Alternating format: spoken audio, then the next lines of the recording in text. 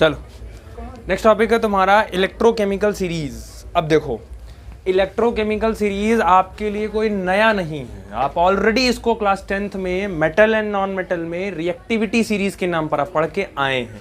थोड़ा सा चेंज हुआ खाली यहाँ पर क्या, जैसे क्लास 10th में आपको जो पढ़ाया गया था रिएक्टिविटी सीरीज या उसका दूसरा नाम था एक्टिविटी सीरीज, तो हम रिएक्टिविटी सीरीज का हमारे पास एक चार्ट होता था।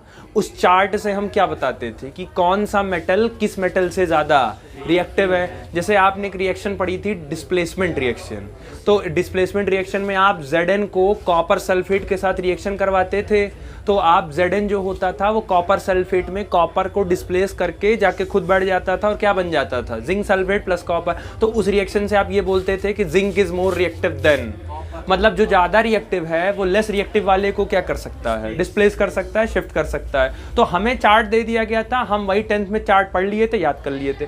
अच्छा, उसमें एक सेंटर पॉइंट था हाइड्रोजन। ये बोला गया था कि हाइड्रोजन से ऊपर वाले सारे स्ट्रांग होते हैं और हाइड्रोजन से नीचे वाले सारे वीक होते हैं। तो कुछ रीजंस हैं क्यों हाइड्रोजन को ही सेंटर माना गया, उसके ऊपर वाले क्यों स्ट्रांग होते हैं, उसके नीचे वाले क्यों वीक होते हैं। तो वो सबसे इंपॉर्टेंट सवाल कि वो जो चार्ट अरेंज किया गया था, अरेंज किया कैसे गया, आखिर पता चला कैसे कि जिंक ऊपर रहेगा, उसके ऊपर सोडियम रहेगा, उसके ऊपर लिथियम रहेगा। तो ये आइडिया हुआ कैसे, पता चला कैसे कि ये सबसे ज़्यादा ये लोग ऊपर रहेंगे या चार्ट में लोग ऊपर रहेंगे। तो ये जो सीरीज़ है ये हुई कैसे, जैसे कि इस चैप्टर में बोला गया कि आपने कहा स्टार्टिंग में आपके पास मेटल की रॉड होती है और हर मेटल की रॉड का आप क्या कैलकुलेट करते हैं, इलेक्ट्रोड पोटेंशियल। और क्योंकि अलग अलग कंसंट्रेशन पे प्रॉब्लम होती थी तो आपने स्टैंडर्ड कंडीशन फिक्स की थी ना, concentration 1 molar, temperature 25 degree Celsius और प्रेशर 1 atm। तो ये करके हर मेटल का, हर एलिमेंट का आप क्या निकाले हैं, इलेक्ट्रोड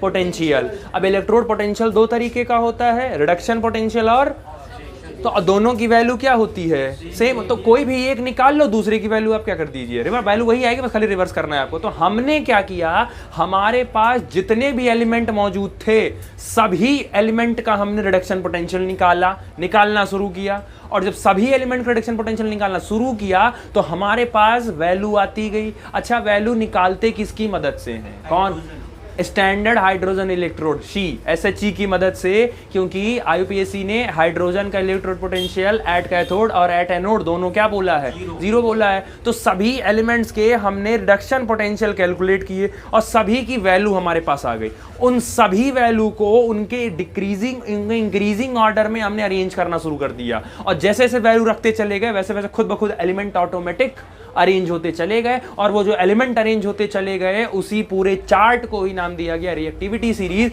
या उसी को बोला गया इलेक्ट्रोकेमिकल सीरीज। समझ आया, क्लियर हुआ। तो 10th में आपको वैल्यू नहीं बताई गई है, क्यों, क्योंकि आपको ऑक्सीडेशन पोटेंशियल नहीं पता है, आपको इलेक्ट्रोड पोटेंशियल नहीं पता है, तो इसलिए वहां सिर्फ आपको चार्ट दे दिया है। इसमें बेसिकली आपको इलेक्ट्रोकेमिस्ट्री में आपको वैल्यू, इलेक्ट्रोड पोटेंशियल सब बता दिया। अब ध्यान से देखो, पहली बात आपकी एनसीईआरटी में ऑलरेडी वैल्यूज गिवन हैं, पेज नंबर 71 ऑलरेडी आपके पास वैल्यू डाटा में गिवन है, ये पूरा गिवन है। आपको वैल्यू याद नहीं करनी है, आप उसकी चिंता मत करिए, क्वेश्चन में ऑलरेडी वैल्यू के साथ रहेगा। जो खुद पेपर बनाता है वो भले कर दे कि नहीं दे रहे हैं हम, लेकिन बोर्ड के पेपर में आप रिलैक्स रहिए कि बोर्ड के पेपर में डाटा के साथ पेपर आएगा, आप चिंता मत करिए, वैल्यू सारी आपके पास। तो आपको याद नहीं करना है इसमें ढेर सारे, लेकिन मैंने सिर्फ 7 के ही लिखे जानबूझ के, क्योंकि ये 7 लोग ऐसे हैं जो बार बार कहीं ना कहीं, अभी तक आपने जितना भी नस्ट इक्वेशन किया था, क्या जिंक आ रहा था उसमें बार बार, आयरन आया है एक बार, करवाए हैं, हाइड्रोजन तो आएगा ही आएगा, कॉपर तो जिंक के साथ ही था, डेनियल सेल में था, सिल्वर आया था, करवाए थे, और फ्लोरीन ये भी ऑक्सीडाइजिंग एजेंट क्वेश्चन में था। ये वो 7 हैं जो ज्यादा, इनके चांसेस ज्यादा, 80% चांसेस है यही वैल्यू बार बार रिपीट होगी। तो आप बाकी सब याद ना करके कम से कम ये 7 याद कर लीजिए तो ज्यादा आपके लिए आसान रहेगा, पहला काम। ठीक, अब समझो, ये है रिएक्शन, ये है उसका रिप्रेजेंटेशन, ये है SRP रखा गया ध्यान से। लिथियम 1 इलेक्ट्रॉन गेन कर रहा है तो लिथियम बन रहा है, जिंक प्लस 2 इलेक्ट्रॉन गेन कर रहा है तो जिंक बन रहा है, आयरन 2 इलेक्ट्रॉन गेन कर रहा है तो आयरन बन रहा है, 2 हाइड्रोजन प्लस 2 इलेक्ट्रॉन तो H2, copper plus 2 electron 2 copper, Ag+1 2+1 Ag, और फ्लोरीन 2 इलेक्ट्रॉन गेन कर रहा है। तो अब ये बताओ सातों में गेन ऑफ इलेक्ट्रॉन हो रहा है कि नहीं, और गेन ऑफ इलेक्ट्रॉन क्या होता है? तो इसका मतलब है सामने जो वैल्यू होगी वो सारी सारी होगी। हालांकि वैल्यू सारी आपको पहले से बता दिया क्या है, रिडक्शन रिप्रेजेंटेशन करने आ ही रहा है, सबका करना सीख गए होगे अब तक रिप्रेजेंटेशन।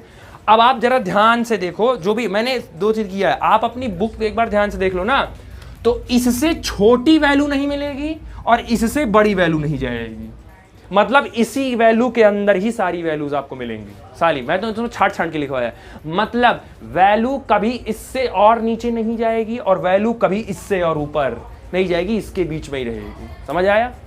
चलो अब ये देखो ध्यान से, बताओ -3.05 बड़ा कि -0.76 बड़ा? ये बड़ा। -0.76 बड़ा कि -0.46 बड़ा? ये बड़ा। अब ये बड़ा कि 0 बड़ा? फिर ये बड़ा कि ये बड़ा? ये बड़ा कि ये बड़ा? ये कि ये? इसका मतलब है कि जब डाउन आ रहे हो, जैसे जैसे टॉप से बॉटम आ रहे हो, स्टैंडर्ड रिडक्शन पोटेंशियल इंक्रीजेज, बढ़ रही है कि नहीं वैल्यू? नीचे आने पर वैल्यू क्या हो रही है? नीचे आने पर वैल्यू एसआरपी की वैल्यू नीचे क्या हो रही है? इंक्रीज हो रही है। अच्छा, अगर मैं इसी को काउंटर करूं, अगर एसआरपी नीचे आने पे बढ़ रहा है तो एसओपी नीचे जाने पे घटेगा, कह सकते हो कि नहीं कह सकते हो? उसी का उल्टा कर दो, यहां नीचे जाने पे एसआरपी क्या हो रहा है? बढ़ रहा है, तो ऊपर आने पे एसआरपी क्या होगा? डिक्रीज होगा। ऊपर आने घट रही कि नहीं वैल्यू? अच्छा ये बताओ, यहां पे हो और जंप करके यहां वैल्यू घटी कि नहीं घटी? फिर यहां से यहां जंप की वैल्यू घटी कि नहीं घटी?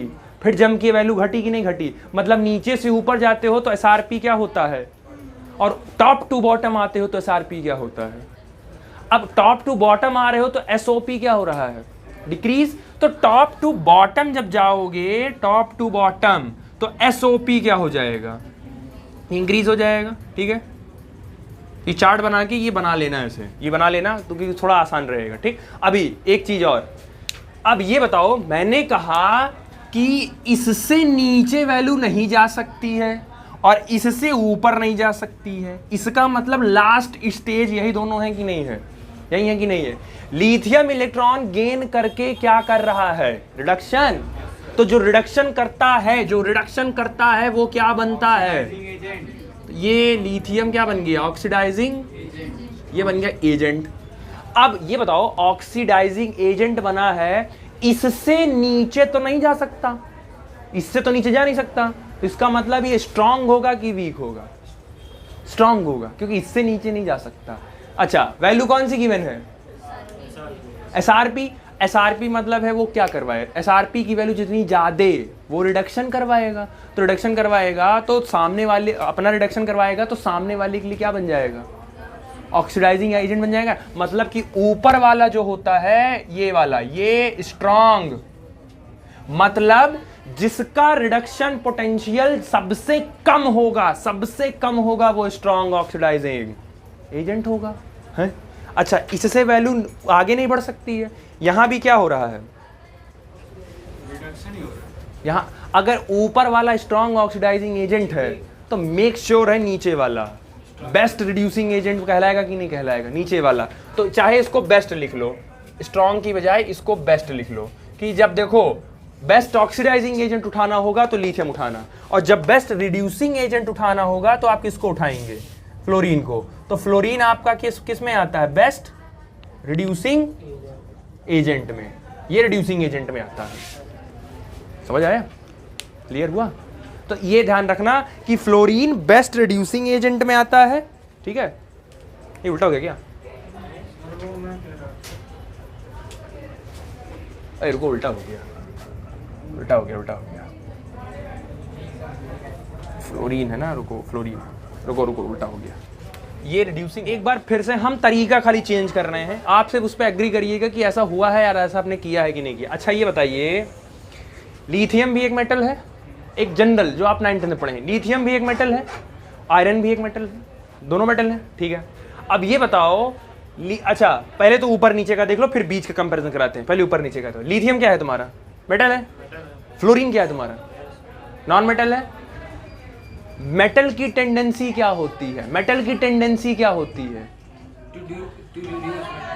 मेटल की टेंडेंसी होती है इलेक्ट्रॉन को लूज करना, ना कि इलेक्ट्रॉन को गेन करना। और फ्लोरीन की टेंडेंसी, नॉन मेटल है, नॉन मेटल की टेंडेंसी होती है इलेक्ट्रॉन को गेन करना, ना कि इलेक्ट्रॉन को। क्या इससे सहमत हो? अच्छा ये मेटल है तो इसकी टेंडेंसी क्या, लूज करना कि गेन करना? लूज करना। तो अगर ये लूज कर रहा है, इसकी टेंडेंसी है लूज करने की, ये गेन नहीं कर रहा है, लूज करेगा ये। तो अगर ये लूज करेगा तो ऑक्सीडेशन की रिडक्शन, ऑक्सीडेशन की रिडक्शन, ऑक्सीडेशन। और अगर ऑक्सीडेशन करेगा तो वो खुद क्या बनेगा? रिड्यूसिंग एजेंट बनेगा। और इससे वैल्यू नीचे जा नहीं सकती, तो फिर यही तो लास्ट ऑप्शन है। तो जब लास्ट ऑप्शन ही है ये, तो बेस्ट रिड्यूसिंग एजेंट हो गया कि नहीं ये? तुम्हारे पास लास्ट ऑप्शन कौन है यहाँ पे? फ्लोरीन। इससे नीचे आप नहीं जा सकते, बढ़ा नहीं सकते आप। फ्लोरीन नॉन मेटल है। नॉन मेटल की टेंडेंसी क्या होती है? इलेक्ट्रॉन को गेन करने की। तो गेन ऑफ इलेक्ट्रॉन क्या होता है? गेन ऑफ इलेक्ट्रॉन रिडक्शन होता है। और जो रिडक्शन करता है वो क्या बनता है? तो ऑक्सीडाइजिंग एजेंट बन गया ये। और क्योंकि इससे आप ऊपर बढ़ नहीं सकते, तो लास्ट ऑप्शन तो यही है। तो फिर ये आपके लिए क्या बन गया? Best reducing. ये आपको दिया सारा रिडक्शन है, दिया भले सारा रिडक्शन है, लेकिन आप वैल्यू के हिसाब से चेक करो। अब दूसरा ये बताओ, अगर मैं ये कहूं कि ये बेस्ट रिड्यूसिंग एजेंट है, बेस्ट रिड्यूसिंग एजेंट है, तो इसका मतलब ये अपना कर क्या रहा है? अपना कर क्या रहा है? तो ऑक्सीडेशन करने के लिए इसकी क्या ज्यादा होनी चाहिए? ओपी ज्यादा होना चाहिए। क्या इस बात से सहमत हो? नीचे आओ जरा। फ्लोरीन, फ्लोरीन कर क्या रहा है? फ्लोरीन नॉन मेटल है ना, और नॉन मेटल की टेंडेंसी क्या होती है? इलेक्ट्रॉन के गेन करने की। तो गेन अगर करेगा तो वो कौन सा प्रोसेस करेगा? रिडक्शन करेगा। और अगर रिडक्शन करेगा तो रिडक्शन करने के लिए उसकी आरपी की वैल्यू ज्यादा होनी चाहिए कि नहीं ज्यादा होनी चाहिए? और जो रिडक्शन करेगा वो क्या बन जाएगा? क्या इतने से सहमत हो? अब आप जरा वैल्यू नजर दौड़ाइए वैल्यू पे जरा।